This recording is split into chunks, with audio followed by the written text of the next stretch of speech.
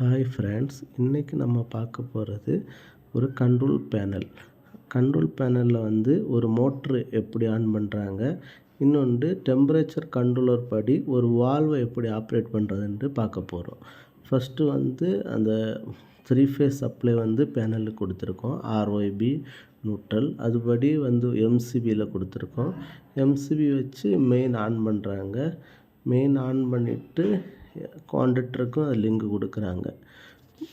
இப்போ வெளியே டோரில் RYB indicator 3 ஃபேஸும் இருக்கான்னு பார்த்து ரெட்டு எல்லோ ப்ளூ கொடுத்துருக்கோம். ஒரு டெம்பரேச்சர் கண்ட்ரோலர் ஆன் ஆஃப் பண்ணுறதுக்கு ஒரு செலக்டர் சுவிட்ச், கீழே க்ரீன் பட்டன் ரெட் பட்டன் கொடுத்துருக்கு. மோட்ரு ஆன் ஆகும். க்ரீன் பட்டன் அமுக்குனா மோட்ரு ஆன் ஆகும், ரெட் பட்டன் அமுக்குனா மோட்ரு ஆஃப் ஆகும். அப்புறம் டெம்பரேச்சர் கண்ட்ரோலர். அந்த டெம்பரேச்சர் கண்ட்ரோலரில் டெம்பரேச்சர் செட்டிங் பண்ணியிருக்கோம். அந்த வால்வில் ஆட்டோ மேனுவல் கொடுத்துருக்கோம். மேனுவலில் செலக்டர் சுவிட்ச் கொடுத்தா டைரெக்டாக அந்த வால்வ் ஆப்ரேட் ஆகும்.